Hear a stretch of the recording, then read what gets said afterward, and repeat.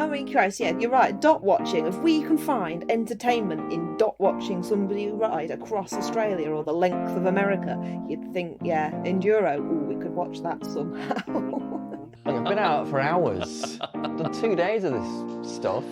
I was just thinking this is like that rich energy thing.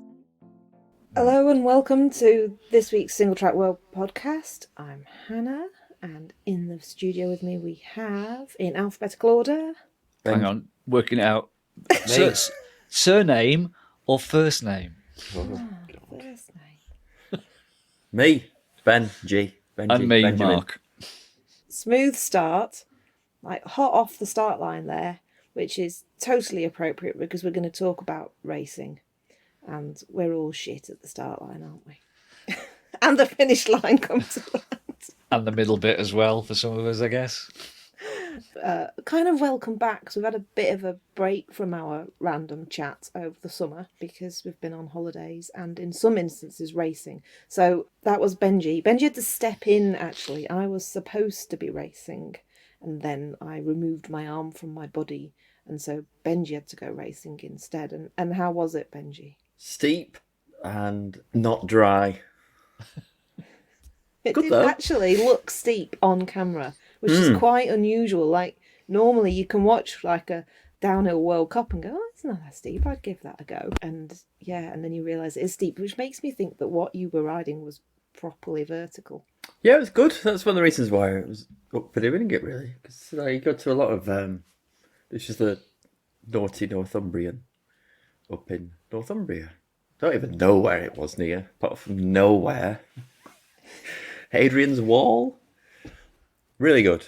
Good tracks, really. It's like you go to a lot of enduros and they aren't... they're quite shallow a lot of the time. Particularly, I don't know, it's just ones I attend. And then I don't think I've ever done an enduro that wasn't muddy.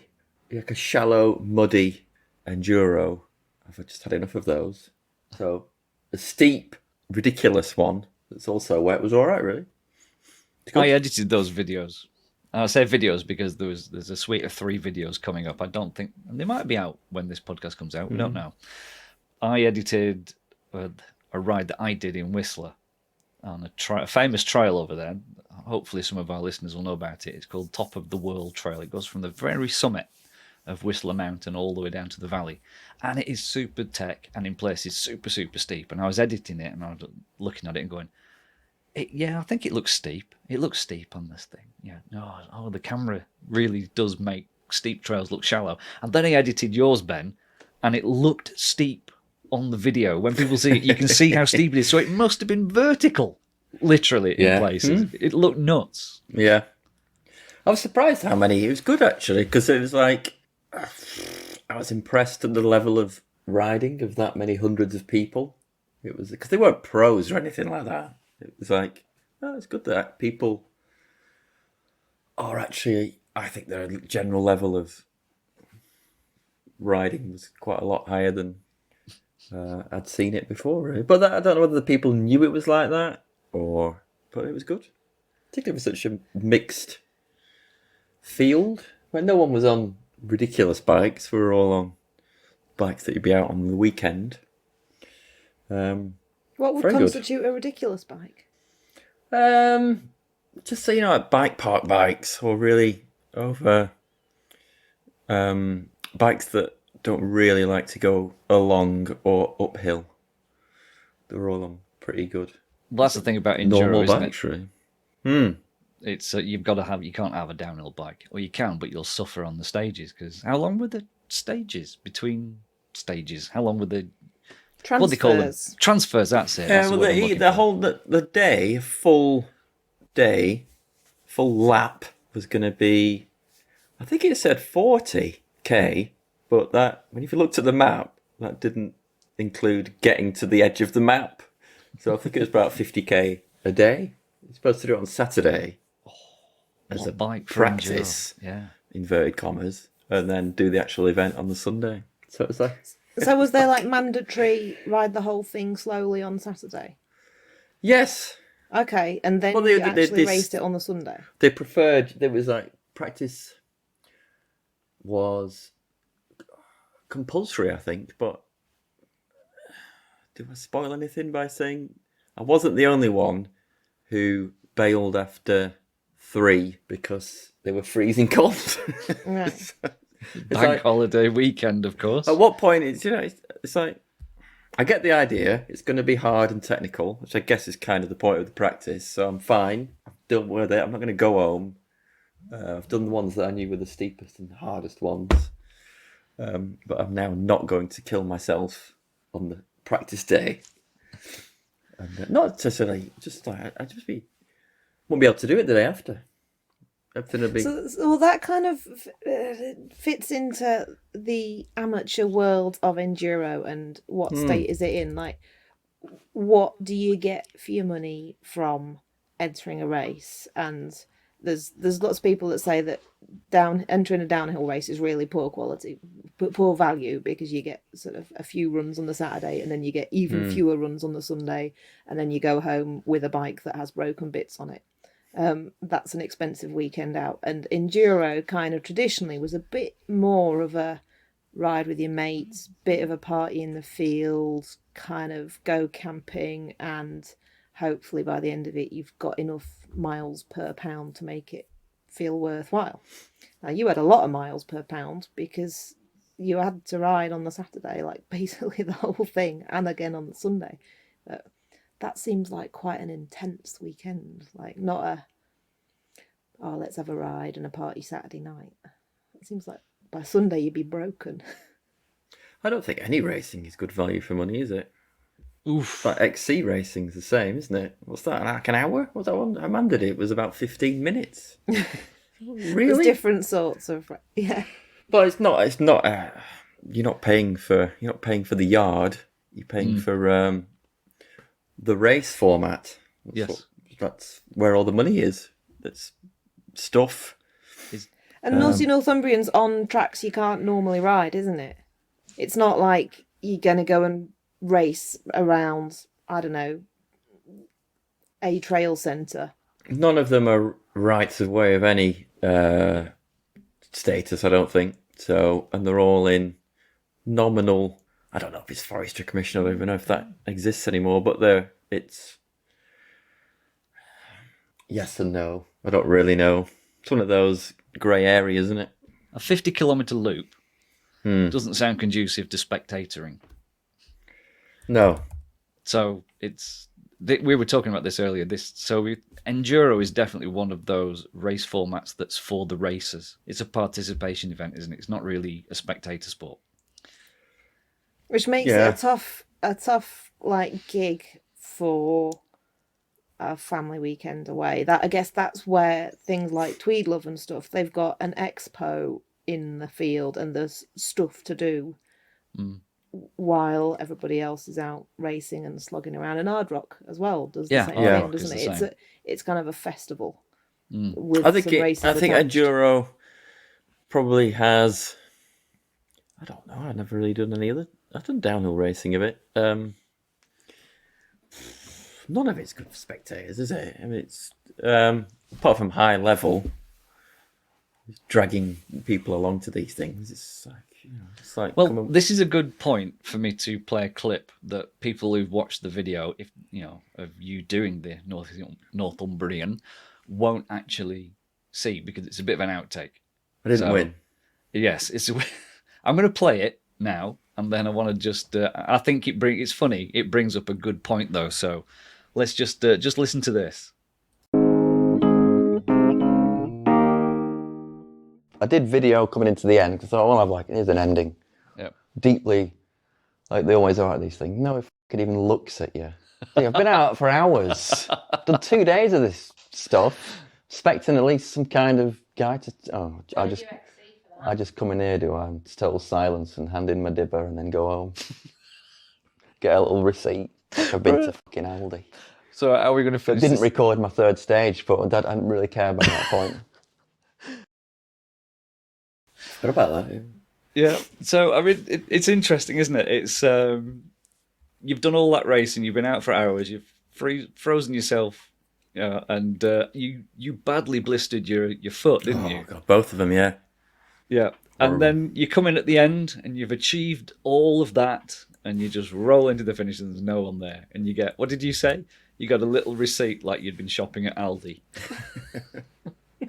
This is kind I've of lost common. it as well.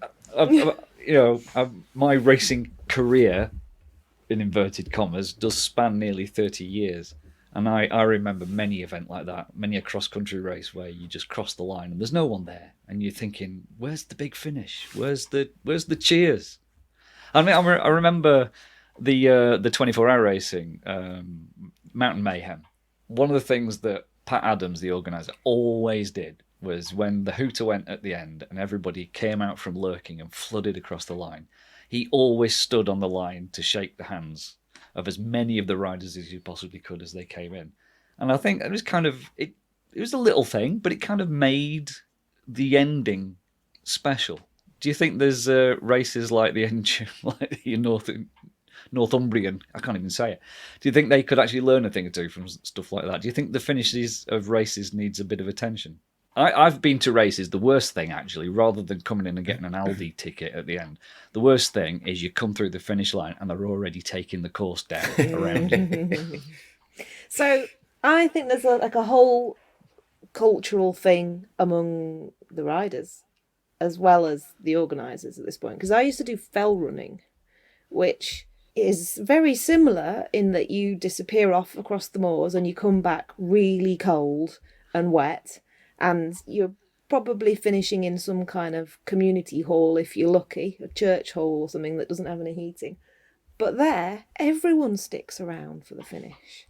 So the last person across the line is being cheered across the line by the first person who might well run for the country. And then the prizes are worth shit all. Like, literally, there's a race that's famous for giving out things like rolls of toilet roll and tins of beans as the prizes. But people stick around for the prize giving. And there are spot prizes that are just handed out at random to random numbers or different age categories, whatever. So it's not, people don't stick around for the prize giving because they think they're going to win something amazing. They stick around for it because it's fun. It's a whole cultural thing that it's bad form to just go home. So even people that have sprained their ankle and dropped out, they'll be sitting there having a cup of crap tea or whatever. Was there a presentation at the Naughty North? I can't say it. Naughty Northumbrian. Right, I got it now. Was there a prize presentation? Did you go? Nope. Well, so I just don't believe that mountain bikers because I'd had to go home as soon as possible. But I don't believe the mountain bikers are any colder and wetter than fell runners that are coming back. I think a lot of it's to do with having a bike to deal with in a practical sense. You've got to kind of sort your bike out. By the time you've done all that, it's not just hanging around, is it? You've got to deal with that expensive shit up thing. I don't know. But so what's the solution here? What should organisers do at the end of an enduro? I'm not complaining about Northumbrian. It was absolutely well good. All the tracks were amazing. I can't believe it's legal, like how hard and sketchy it was. That's brilliant. And well done for doing it. It's just like, it's anyone to do with bikes is probably not going to be entirely of the... Is it mountain bikers' fault? Socially enthusiastic end of the spectrum. Oh, we're all going to be fucking weirdo, most of us solitary bods. That's why we cycle. Isn't it?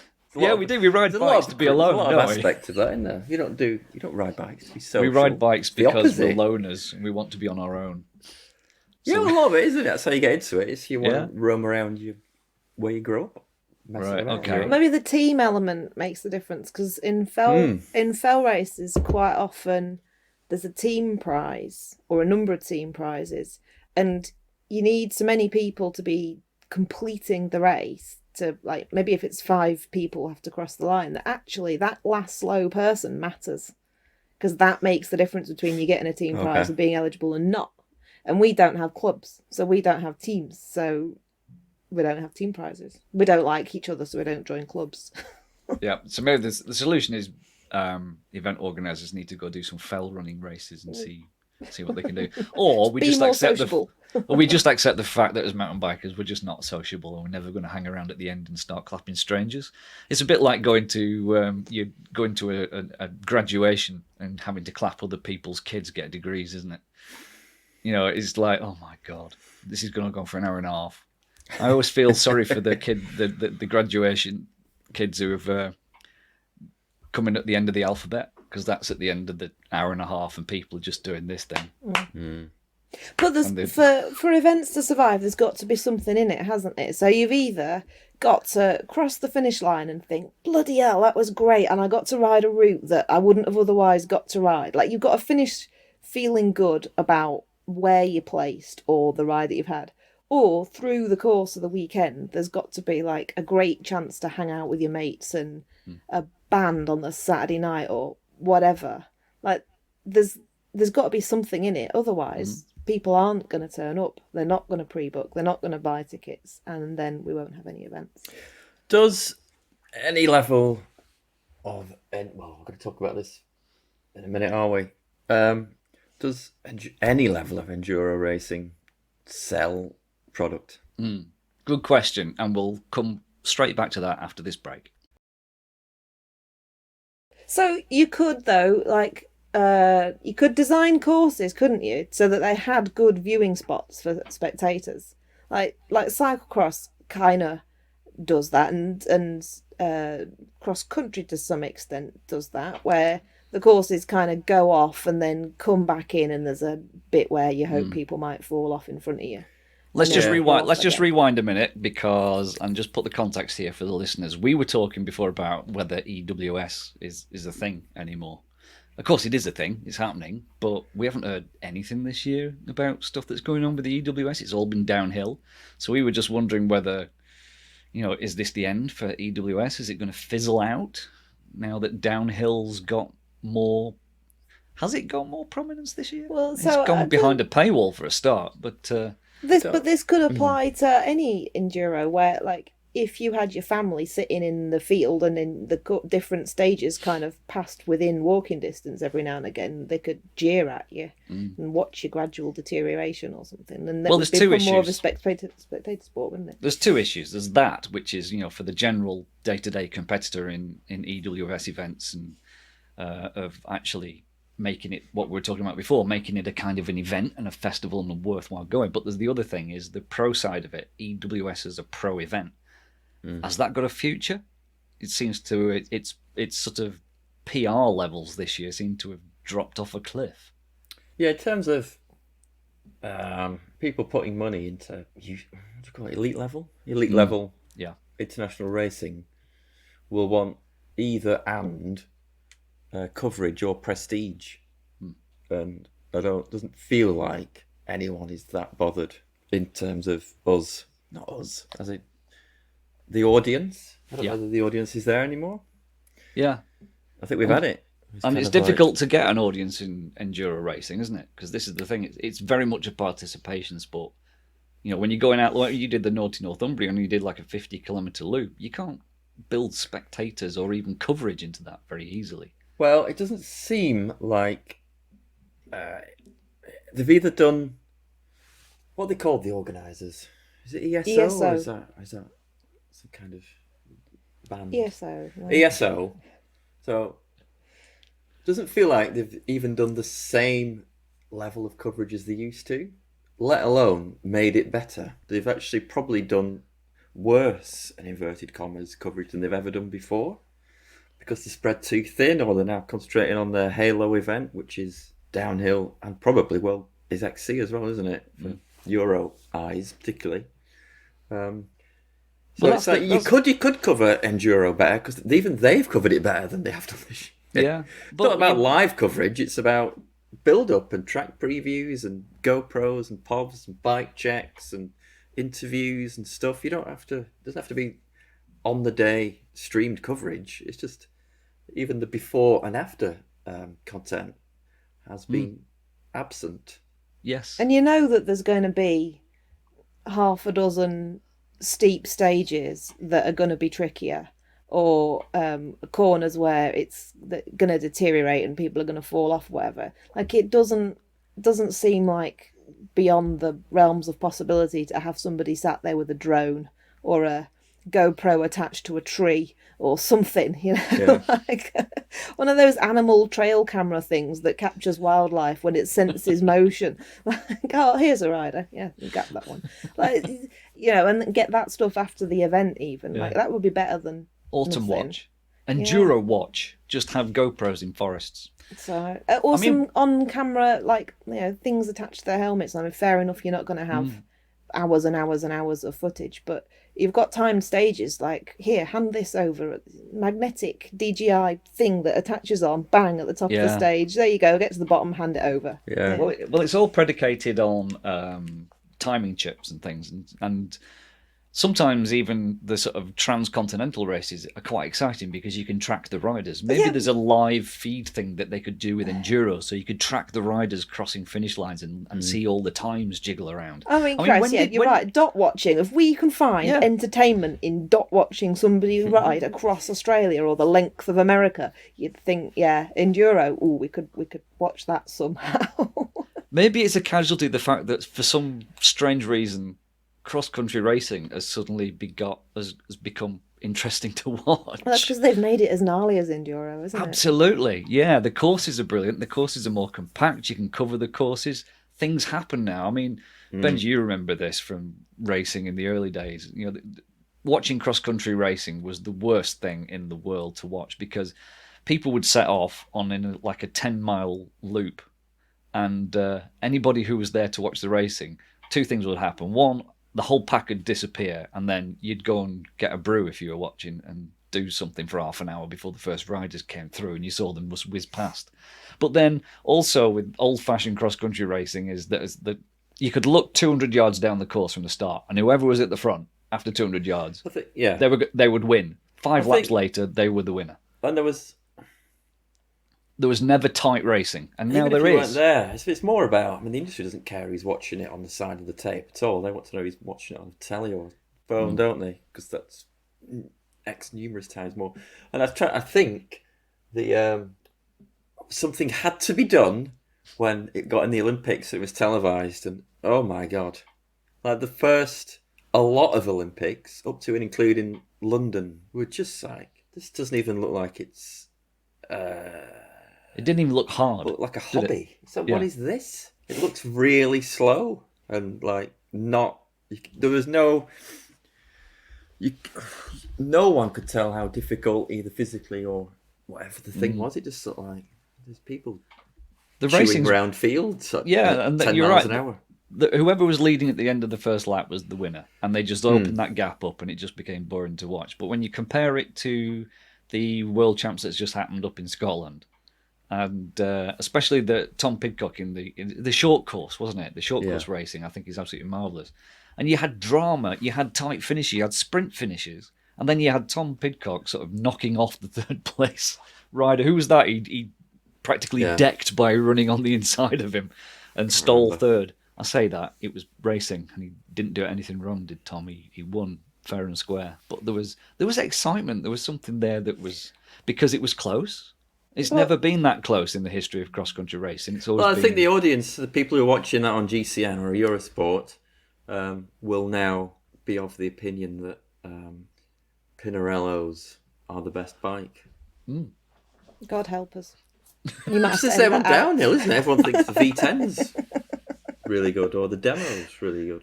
Can you imagine how many people are going to have really miserable introductions to mountain biking having bought a Pinarello, like this razor? No, yes Did and no, she say because that? the people who buy that bike are going to fucking love it, because they're just going to hammer Schottenfesten fire roads in Switzerland all day long, and it'll be absolutely brilliant. Oh, for fire roads, yeah. No, I was thinking more about people buying a Pinarello. And then, going from road to, Bike Park Wales or something. It's just be the most traumatic experience, and the bike will go back in the shed and that'll be it. Sorry, Pinarello. Sorry. It's because it's a knife, it's a razor, it's a tool for a specific purpose. It's not for your general punter to go and roll around. But this is what events. Barry's what's it down in the south. Yeah. As much as nobody likes marketing, this is what actually makes events successful, isn't it? It's this, it's the fact that you can see what they're riding and there's the coverage of the bikes and this sort of thing. You don't get any of that with EWS. And maybe it started. EWS in the beginning did not have a massive media behemoth behind it and footage and all the rest of it, and yet it still managed to create electrician. Coverage. Okay. Well, do you need to let him in? I'll be a few minutes. That's all right. Okay, we'll just chat amongst ourselves, and you can laugh at the outtakes. Okay. We're back. We had a brief interruption there because Mark's electricity got turned off, and sorry about that. We're not quite sure where we're at, what we were talking about. Obviously, it was scintillating. I think. Well, I'm 55 quid down. Oh. Anyway, what were we talking about before? So I think we were talking about coverage of events, and the enduro was hard to make good to follow or watch, or a spectator sport, and we'd said that dot watching is a thing, so it's not just in the having fancy camera angles or whatever. And I think I was about to say that back in the beginning of enduro, it became a thing without a behemoth of media behind it. Like, they managed it then. So the fact that it's dying a death now, or so it seems, it must be down to a little bit more than technical coverage. Maybe it's down to shouting about it in the right way, or making it sound interesting, or telling stories. And so we're all in agreement then that EWS is dying. Well, there's been like no song and dance made about it this year under the kind of new structure, and there seems to be a bunch of teams saying that they're not going to be in it next year, or they're restructuring, or something's going on there.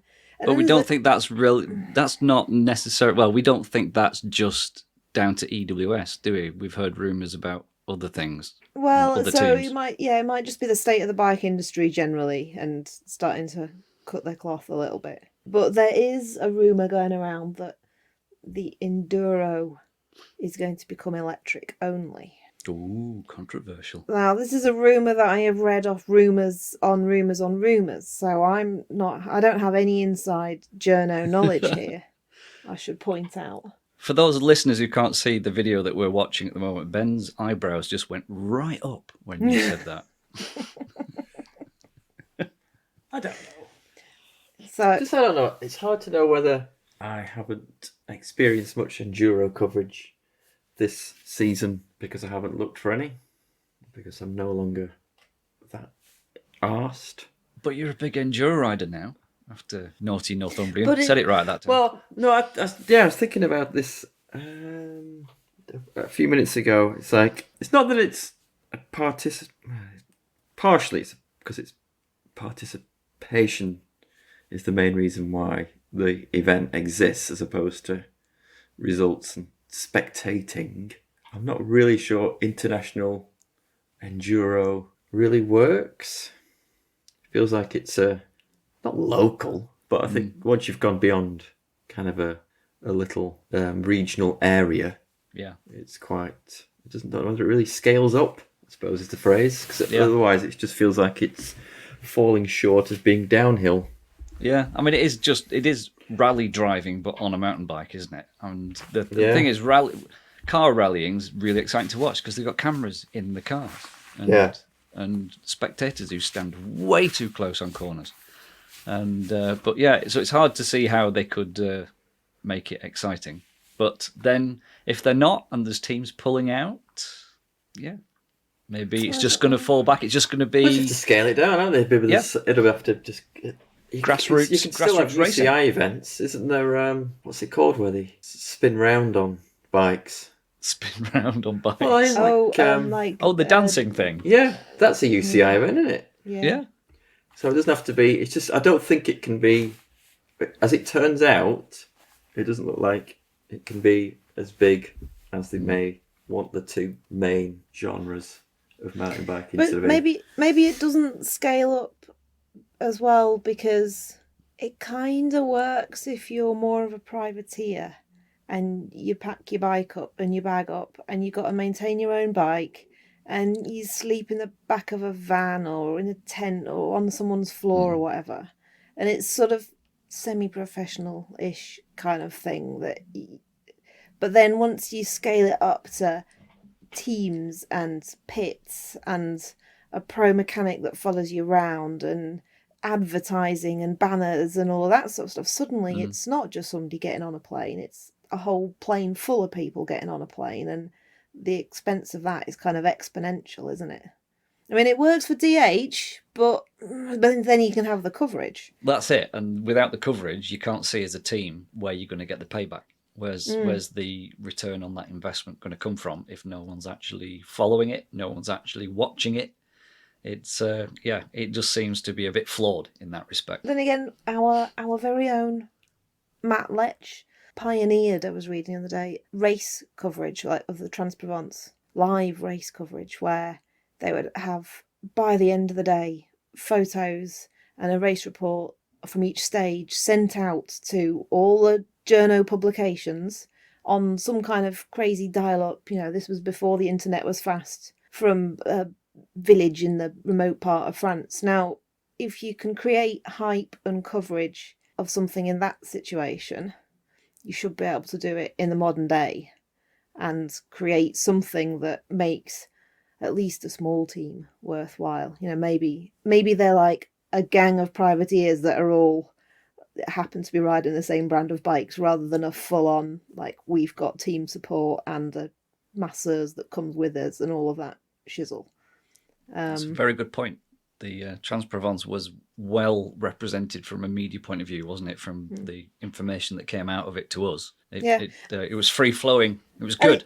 And it does need to be like that. Like, we do not have hours of the day to put news reports together. So it kind of needs to come in as, here's a gallery of pictures and here's some text, and you can copy and paste and drop them in. Now, that is definitely not what we're getting. We're getting something that's more like a newsletter. I think the Trans-Provence had a lot of money behind it from Mavic, followed by Santa Cruz. It wasn't like it was done out of the keenness of racing, or someone was particularly doing it for the love. They had a lot of money behind it, and once that was realised, there's not a lot of money coming back.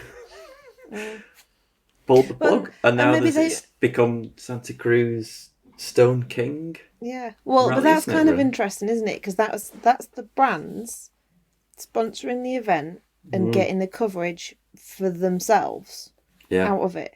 Now, this is ESO, Discovery, whatever, covering an event and giving other brands coverage out of it rather than themselves. And the people who pay for the cameras and the coverage are... People always ask, like, why are they protected riders? Because it's to protect teams who pay six-figure sums or whatever to keep the whole thing rolling. That's why we have protected riders. It's not fair, because if we didn't have those, there wouldn't be an event. And I don't think there are that many. I don't really know about the money involved in enduro, but the teams can't be paying that much to take part. And they just... If there's no money in, like anything in this terribly unfair world, if there's no money, it doesn't happen. Yeah. So who's pulling out of downhill? I don't know about downhill, actually.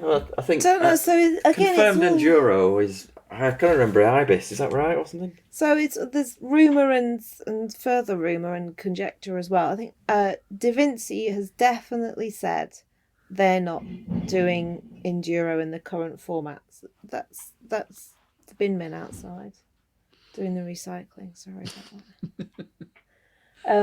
that. So Da Vinci's issued a statement. GT seems to be broadly and widely accepted that they're not doing enduro. And Katie Winton hasn't got a ride for next year, for example. And she's potentially retiring, I think. And then Dan Wolf has retired from enduro from Polygon, which has made people wonder whether Polygon's going to do it again next year or whether it's just him retiring. Yeah, Ibis. I'm not quite sure that I haven't seen anything like official from Ibis. I haven't found anything official, but that seems to be accepted that they're not going to be enduroing, certainly in the current format. But what's to say that some of these brands aren't going to do the American enduro series or whatever, which is a massive spectator sport. Like there's a bunch of like local-ish, like I guess their equivalent of PMBA or whatever. And it is a massive party in the woods. People go and spectate and they film bits and they share clips and it's all over Instagram. Like there's an expo with it. So maybe some brands aren't going to do the EWS, but they will carry on doing gravity events within the States or New Zealand or whatever. Interesting stuff. So, but rumours from downhill seem to be lots of discontent in the pits, and quite a lot of uncertainty about what's the discontent about? I think inconsistency in events. Like you turn up and you don't know what your pit space is going to be like and what the infrastructure is going to be like, and time it's brilliant and the next time it's terrible. And the overall arching concern appears to be a lack of communication. It's about everything, isn't it? Yeah. It's all they're moaning about, really, whether it's just the fact they don't know what's going on. And that's been like that since the get-go, hasn't it? Do you remember like this time last year? We didn't know what was happening. Is there even any room? Is it going to happen? Yes. Can we have some info? Where is it? It just feels like the people behind it might have been currently being stretched gossamer thin. And which not is getting entirely... It'll depend by how many people signed up per month to GCN and Eurosport, won't it? To see whether it's any better next year. Well, and I imagine that there's a big shuffling of envelopes going on within that whole like company structure, given that there seems to be, what is it, $10 million in the hole or something. Like I can imagine that the people that are actually on the ground who riders are communicating with quite possibly don't have answers and don't know what's coming and are still arguing for funding for this or that the next year. And I don't think it's a secret to say that actually we can more rumours that are actually slightly more fact than rumour, but GCN itself is kind of on the market. It's up for sale. And there's a few interested parties out there vying, maybe looking into acquiring it, and whether the new owners, whether they continue with the expense of sponsoring downhill coverage and all the rest of it. Who knows? So there's a bit of uncertainty floating around, isn't there? I don't know about the structure of that. I don't know whether ESO is part of GCN or GCN is part of ESO. Do you know what I mean? Like where the hierarchy sits.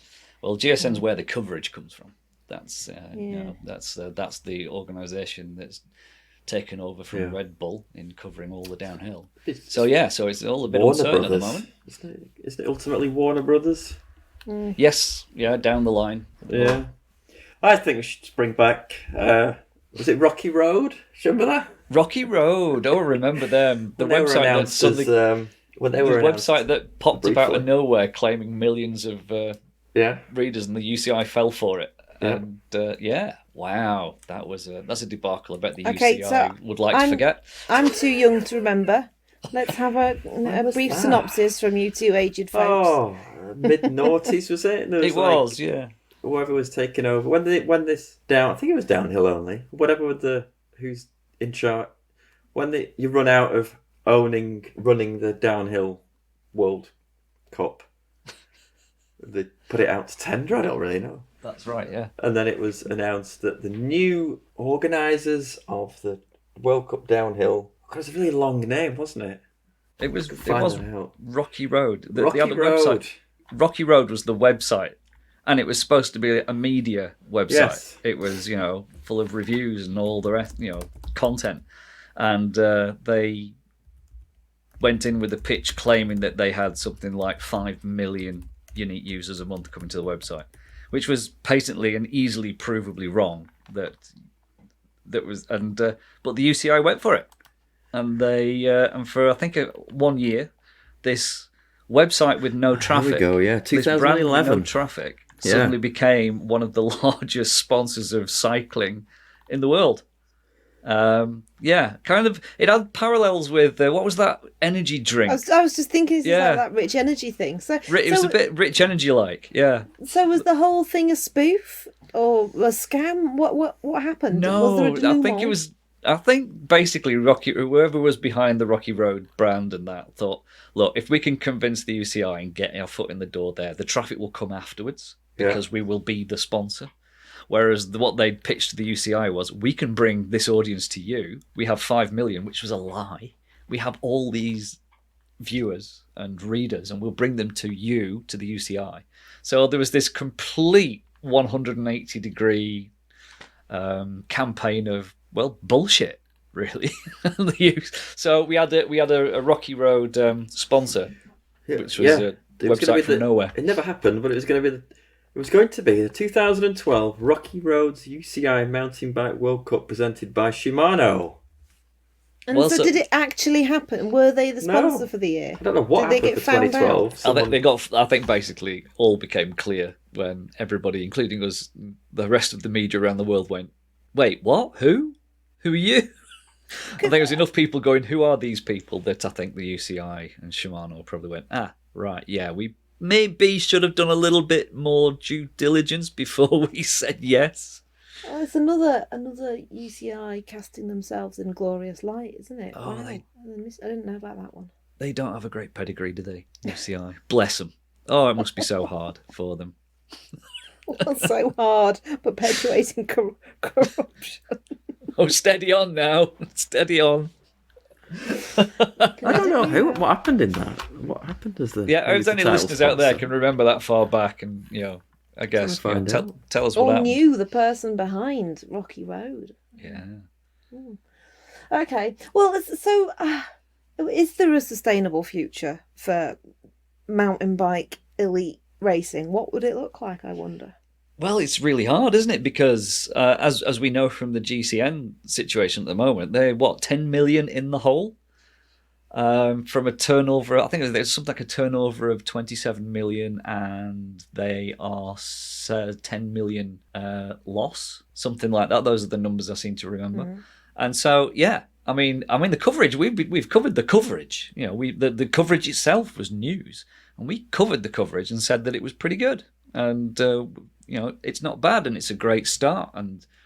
But if it costs that much to put these things on, you've got to wonder, how is downhill going to survive beyond just grassroots? If we're saying that enduro, it's a great format, it's brilliant to race, it's a great thing to participate in, so it's got a future. But whether it gets anything more than just grassroots, and it's just there for the riders, not the sponsors, who knows? It doesn't look good at the moment, and maybe downhill's going to have its critical moment this year and next. It's going to be interesting to watch. It's good.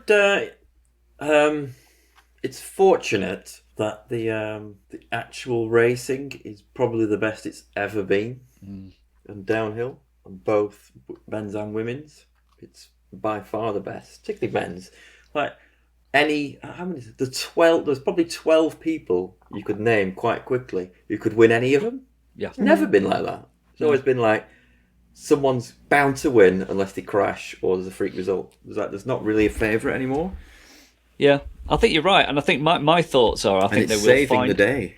I think because of that, because the racing is so good at the moment, I think whether it's GCN, whether they offload it, whether it's sold, GCN sold and bought by somebody else, but I think I feel in my bones that it will continue. There will be coverage. Whether it makes any money in the future, who knows? But there's so many things get bought by so many rich people that don't make money and fail that there'll always be somebody along in a minute to buy it up. And we don't really know whether it's a perfect storm of new organisers and the bike industry not having any money, or whether on their own one or other issue would be enough to cause this level of discontent and uncertainty.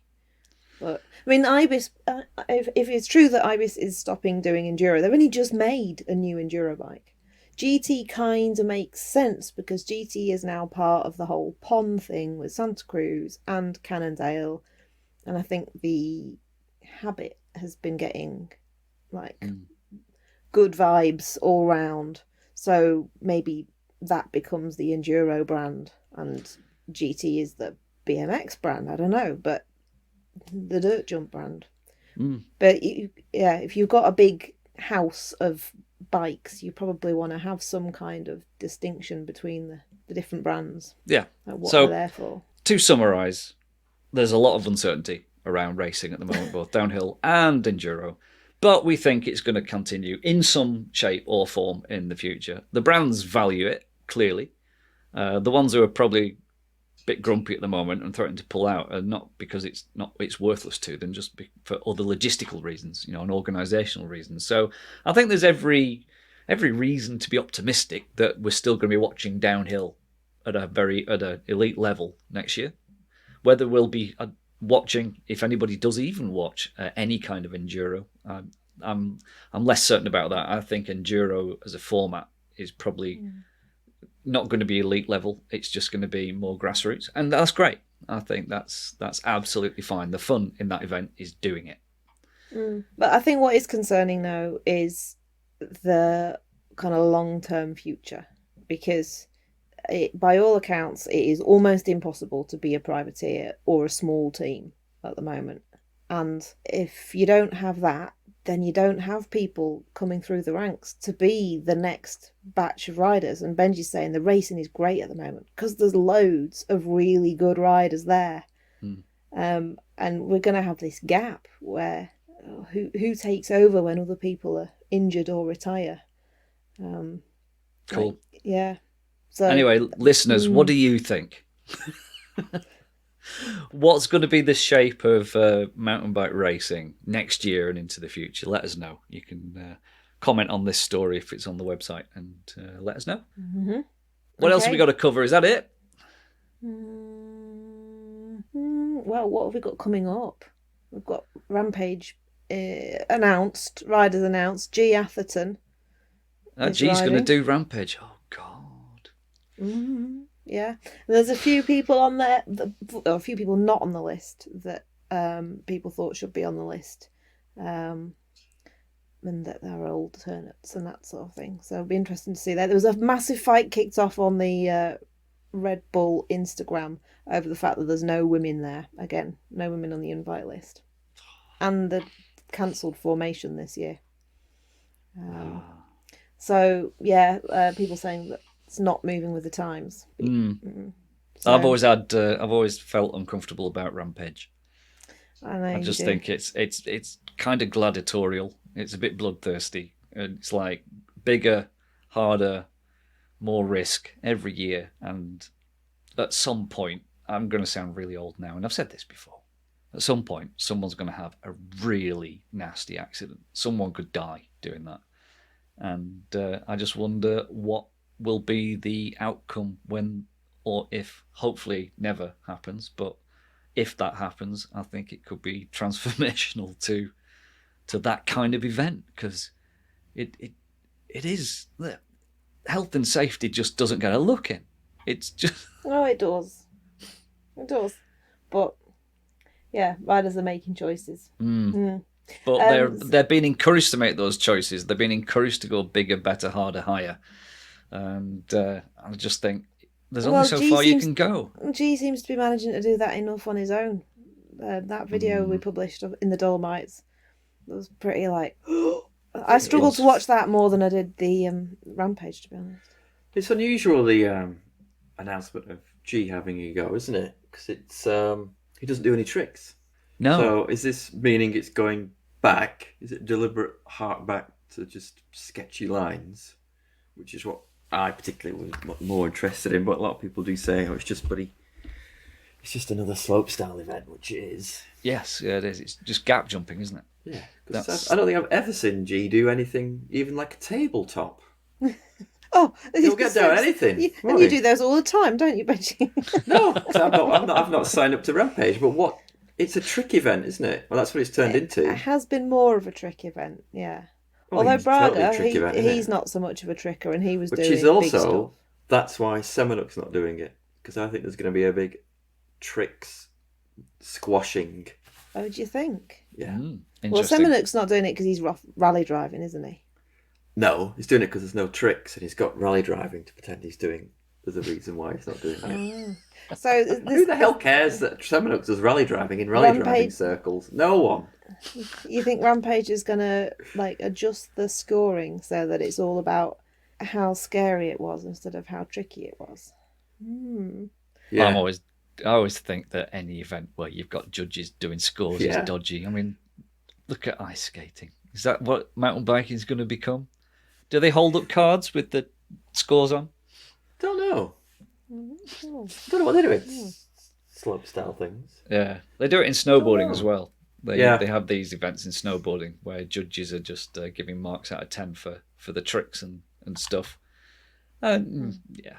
Anyway, Well, so I That's showed October, Rampage. isn't it? Well, I was describing Rampage to friends who don't cycle, don't mountain bike the other day, but they've seen some of the local trails and jump spots and stuff, and so I was describing it, and they were like, "Okay, oh, that sounds a bit dangerous. Like backflip, really? Okay." And then I got my phone out and showed them some of the footage.